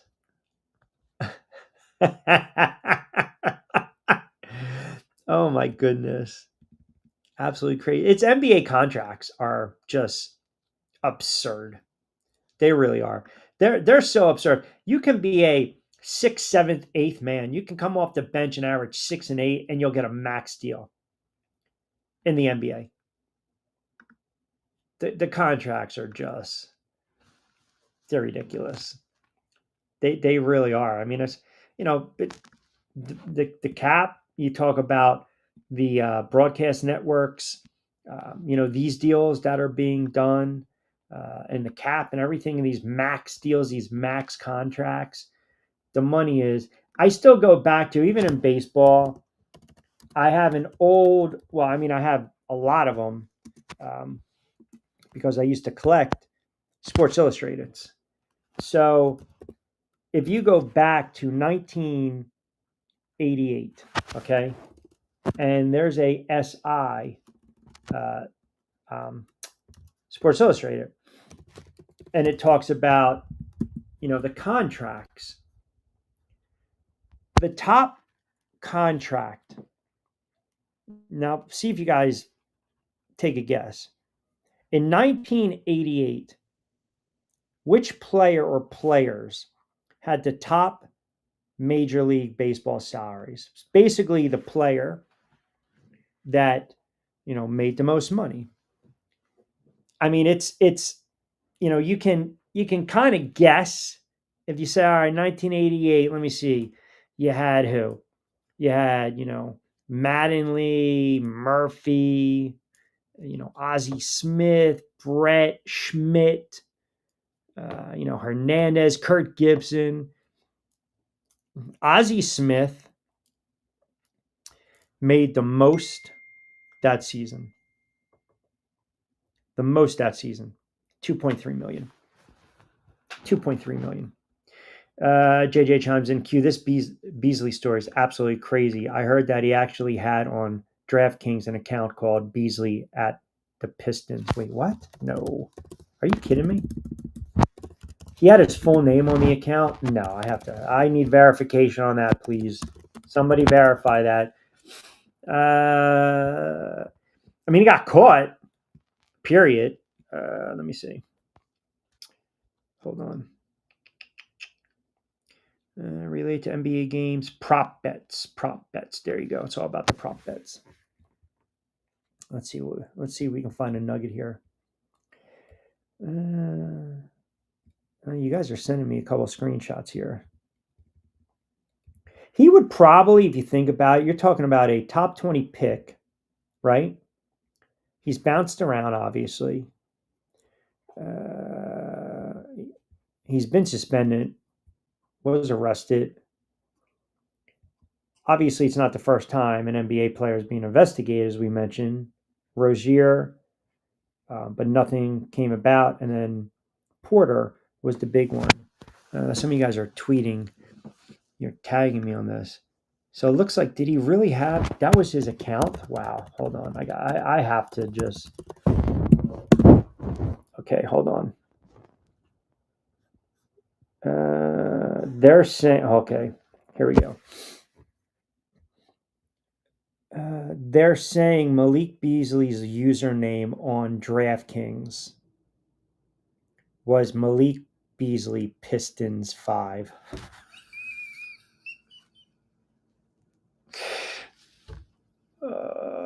Hater Report is a great account on X. So Beasley going coast to coast with 5 seconds left to cut the lead from 9-7. The spread was 8.5. I mean, there's no way. If that's his username, that is bad, man. That is really bad. Listen, and I know he's not the first player. I get it, but man, you gotta be smart. You gotta be smart. Any thoughts on whether Greek Freak stays in Milwaukee? If not, where does he land? I think he stays in Milwaukee. I do.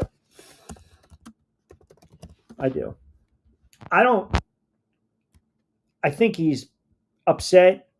I think he's frustrated.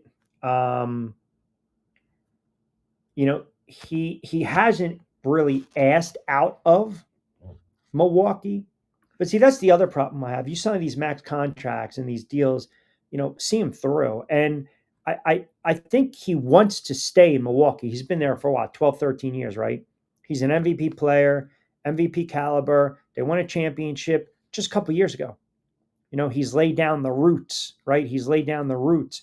Maybe he wants to be that Tim Duncan, that Dirk, that Steph Curry. I want to stay in one spot.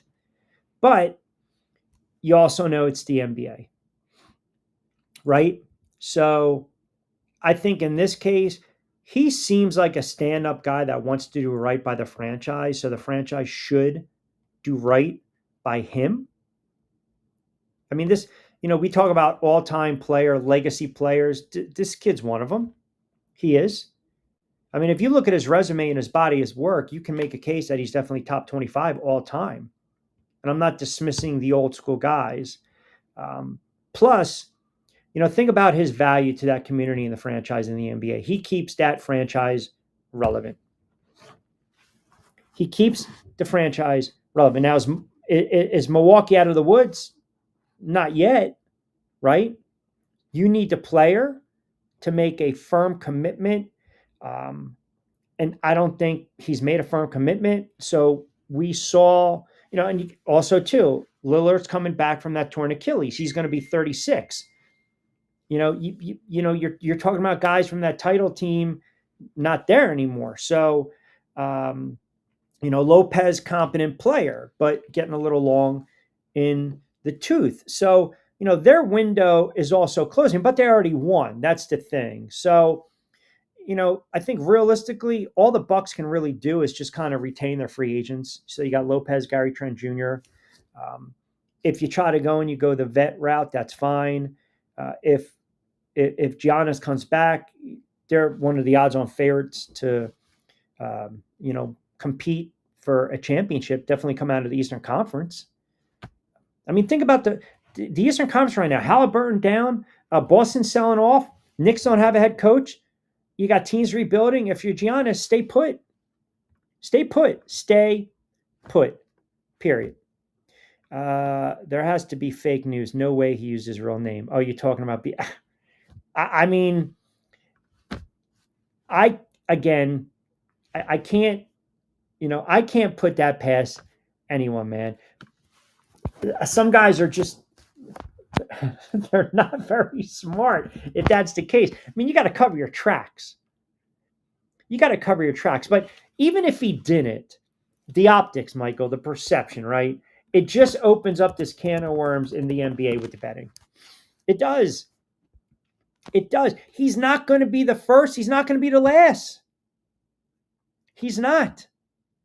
You mess around with the feds, they're going to do their due diligence, man. And, I will say this. We've seen it with baseball, obviously with Pete Rose. It's going to happen in the NFL.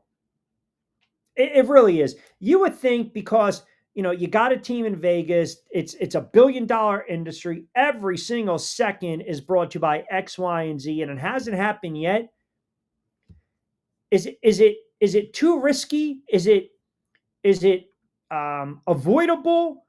Is it too obvious? Like, we joke, we see guys drop a pass, or how about this? A guy turns around, he breaks free for a touchdown, and what does he do?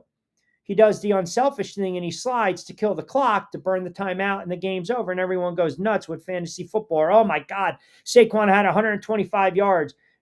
I needed 25 more yards. He rips off 25. No way, check that. He rips off 22. Or, oh my goodness, I have these rushing yards by the quarterback and he takes a knee and that sets him back 3 yards. Like, the fanatical gambler is always going to look at that with, a Tatum lens, always. But the NFL has not really had that type of scandal or scrutiny. Now, have we seen it in the past? Art Schlichter? Sure. Paul Hornung, Alex Karras back in the day? Yes. For the life of me, man, I think the NBA has a gambling problem. I do. I really do. I think it's so easy for these players to manipulate their own player props and these lines. I think the league is vulnerable. The league is very vulnerable. You're talking about the third player in the last 2 years to come under investigation. The league's vulnerable. Now, ultimately, depending on what the league and the feds will find, the NBA, I think, has a big problem on their hands. And I think a lot's riding on this investigation, because what if the feds find through this investigation that, yes, he not only bet on his own player props, his team, or the outcome. Now you've got a situation where the spin, the damage control, is just wow. Wow, wow, wow. Would you trade Cat and picks for LeBron if you wanted to come to New York? You know how I feel about Cat. I don't want to give up picks. You gave up what? 26 for Bridges, right?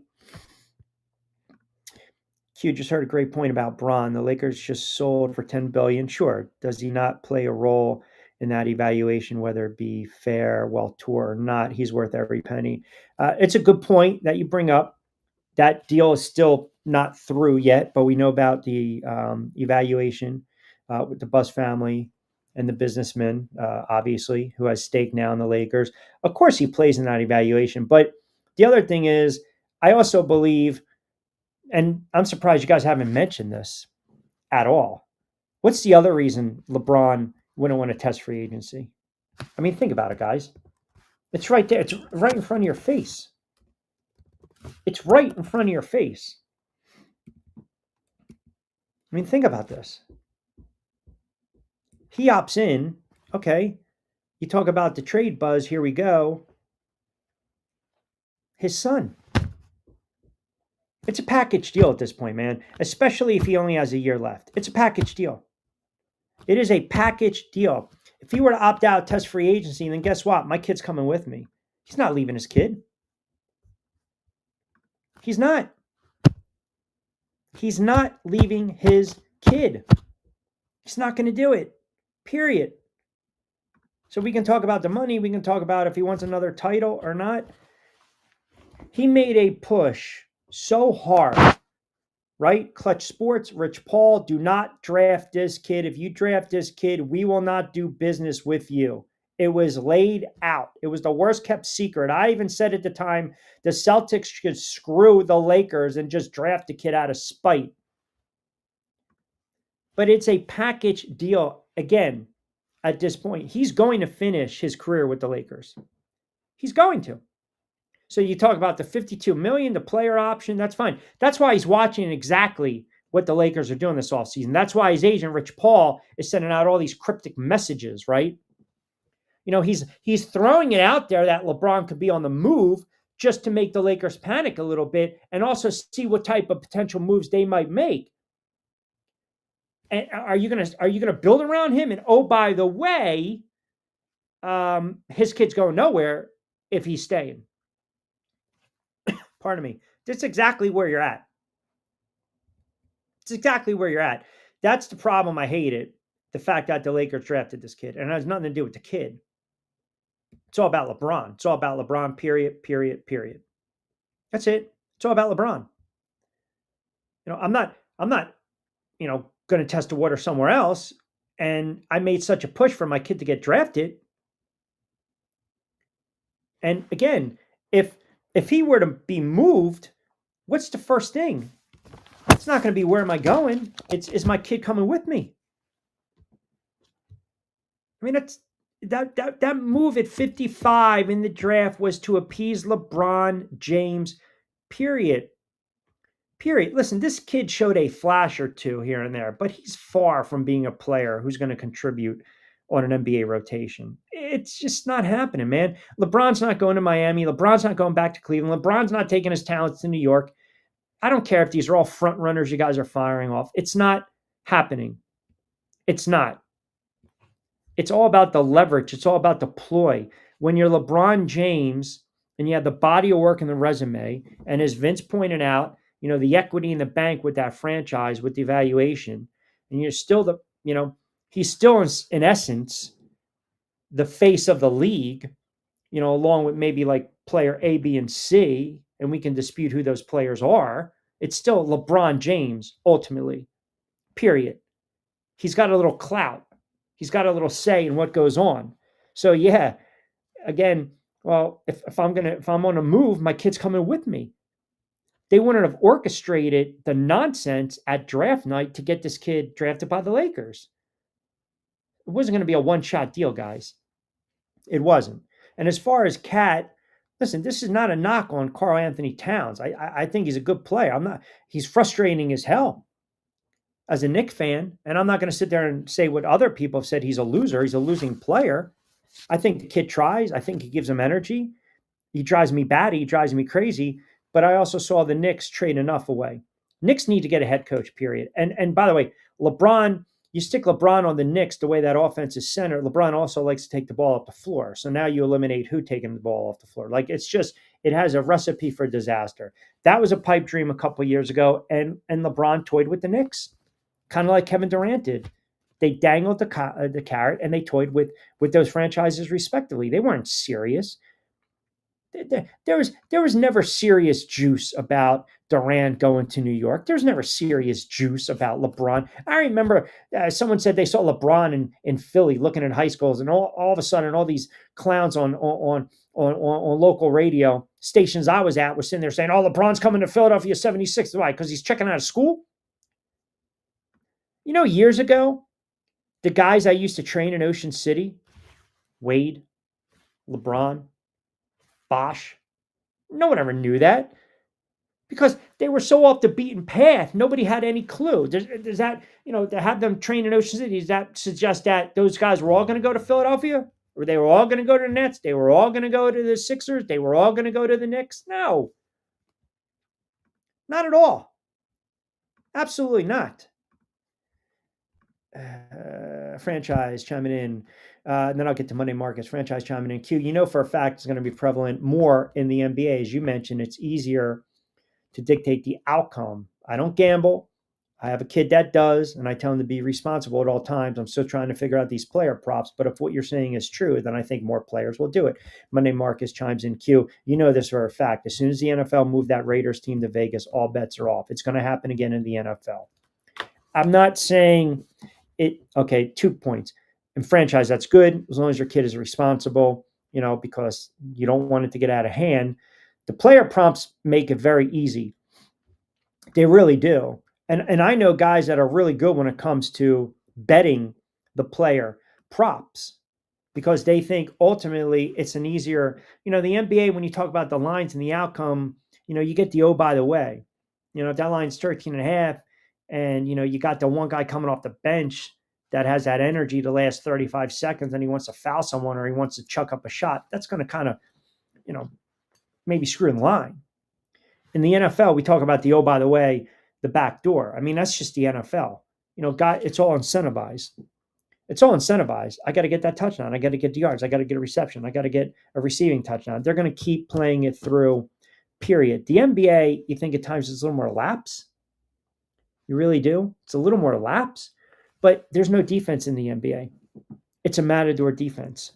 So, yeah, you guys can go crazy with the player props. But I'm watching some of these clips of Beasley, and it's the matador defense. The ball hitting you right in the mitts. On a swing pass or an entry pass, and you can't grab it. Miss layups, miss bunnies. When you're under investigation, what happens? It's like, remember that great movie? It's a very underrated movie, Blue Chips, back in the day. Nick Nolte, Penny Hardaway, Shaq. Remember the guy Tony? The kid that wanted to play overseas, that got his girlfriend, I think, pregnant, and he needed the money. And Nick Nolte's character, the coach, they went back and they were looking at the video, the games, and they were saying, oh man, he was off that night. Coach was on him. What is he doing?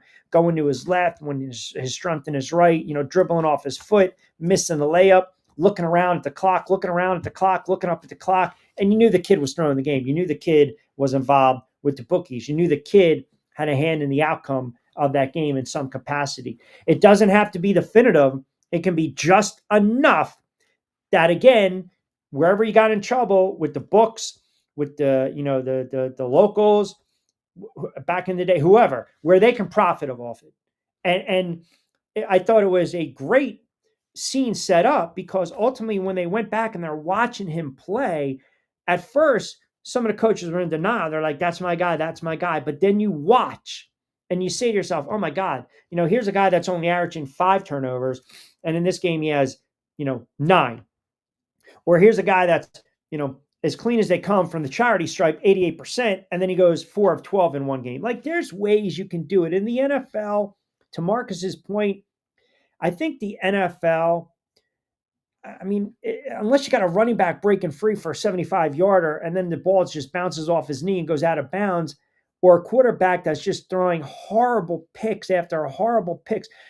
You're talking about the NBA where, who's the most valuable player? What's the most valuable position, I should say, in the NBA? When in the NFL, we already know the most valuable position is the quarterback position. So if Mahomes is going out there and he has a string of games where he's 20 of 36 for $188 and it's pick six left and right, and you're like, where is this guy throwing? And I'm using him as an example, then yeah, maybe we kind of take a step back and say something ain't right. But in the NBA, sometimes you don't think twice about it. You don't. The center, forward, the guard, the shooting guard, the power forward. Like, I'm not going to sit there and say, one position is more prominent than the other when we know in football it is the quarterback position. They're under center. They're scrutinized the most. They're recognizable. Every other scene, it's the quarterback, whether he's on the sideline or on the field, looking at the chart, looking at the tablet, back in the huddle. So yeah, you start to see a quarterback making horrible decisions and mistakes. Yeah, then maybe one day we'll start to question it. Do I believe it's going to happen in the NFL? Well, we've seen it in the NHL. We've seen it in the NBA. We've seen it in baseball. We saw it many years ago, many years ago in the NFL. Many. But you're going back. You're going really, really back. Really far. The NFL has that long-standing policy against gambling.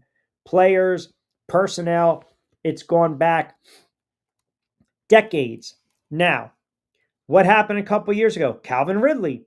Remember Calvin Ridley? We forget about him. He was suspended an entire season. Now, he was also on the non-football injury list. He was later reinstated, but he was betting on NFL games. 2023, there were a couple other players that you guys probably never heard of. You remember Jameson Williams? Remember Isaiah Rodgers Sr.? Rashard Berry?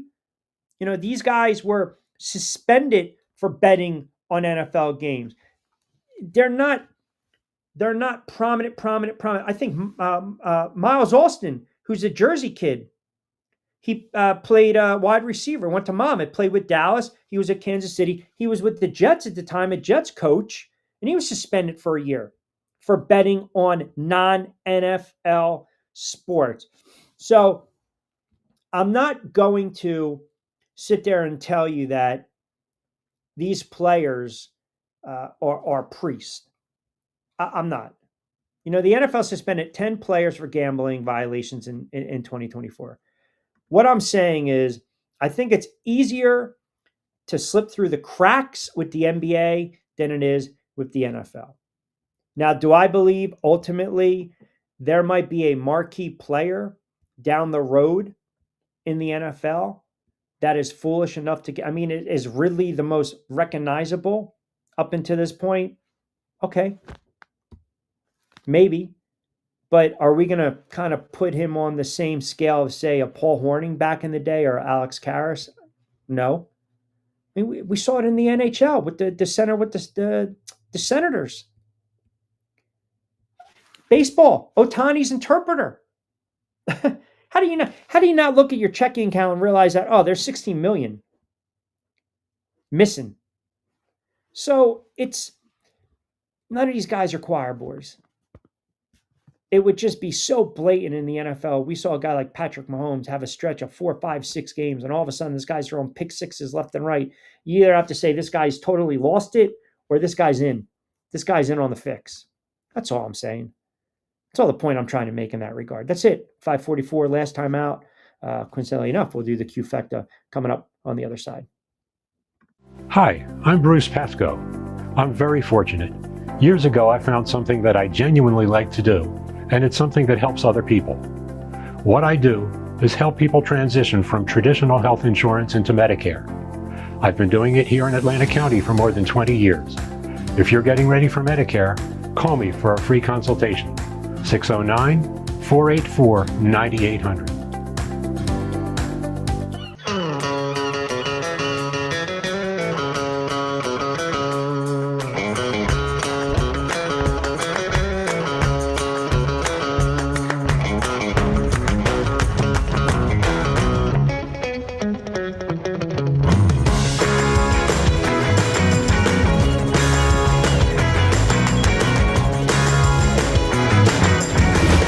what the Down Beach Seafood Fest is all about. It's about community, it's about friends, it's about culture, right? The food culture in Atlantic County is rich.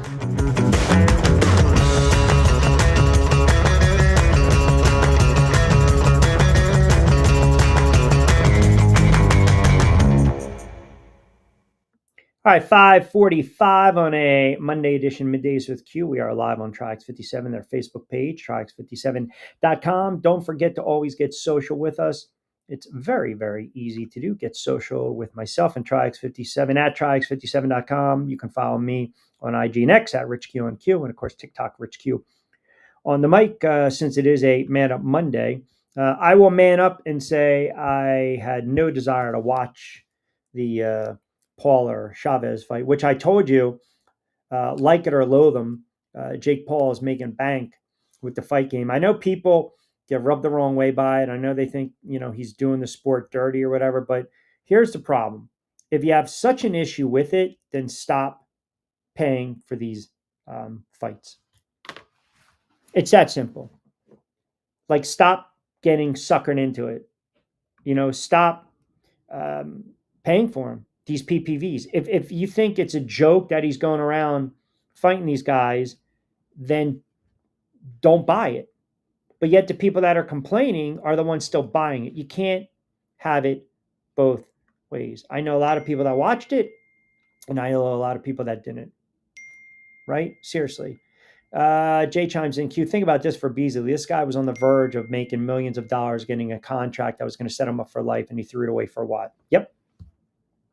Yeah, it's a fair point.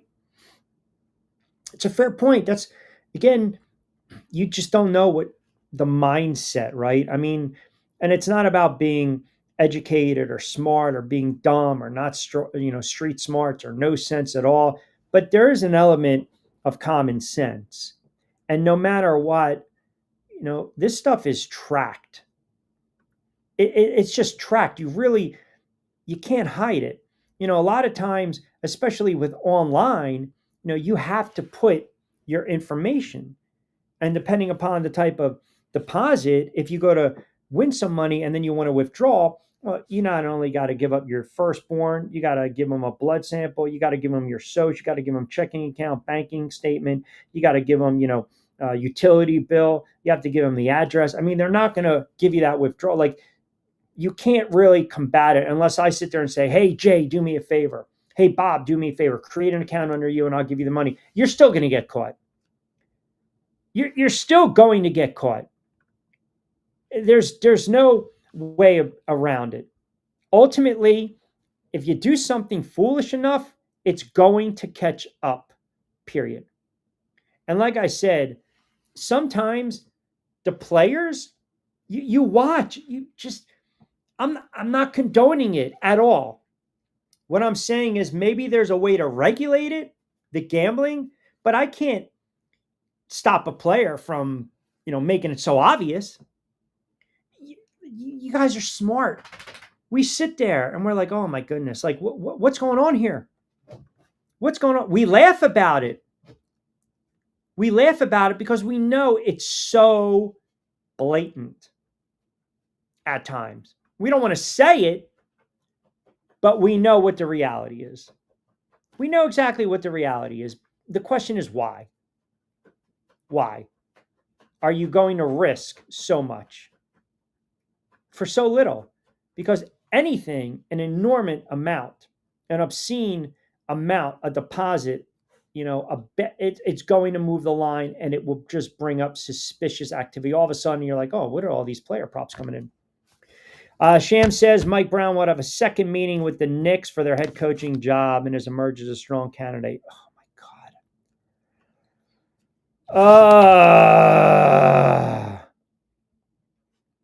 That's horrible, man. It's June 30th and there's no head coach. 30th. That's like a lateral move. What are we doing? I'll say this. I will say this. As much as I got on Tibbs, this guy's not an upgrade from Tibbs. Like, the Knicks are cooked if they bring this guy in. My God. Jazzy chimes in on X. Calm down, Q. The revolving door of these NFL coaches is absurd. It's the same guy over and over and over. You get a foot in the door, you can have a half dozen head jobs before finally being axed for good.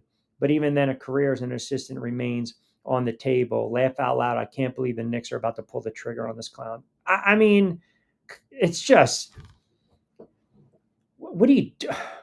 You know, when they got rid of Tibbs, I came on the air and I, again, marked the tape.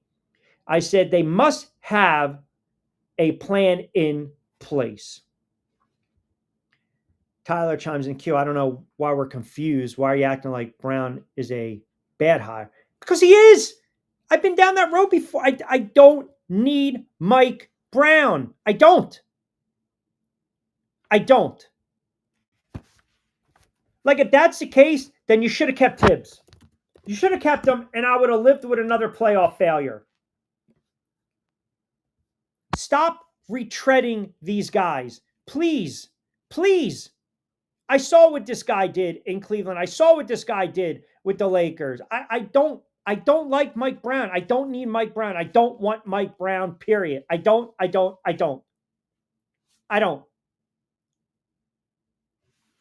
Ridiculous. This guy wins 61 games with the Cavs and he can't even get past the Boston Celtics. This is ridiculous.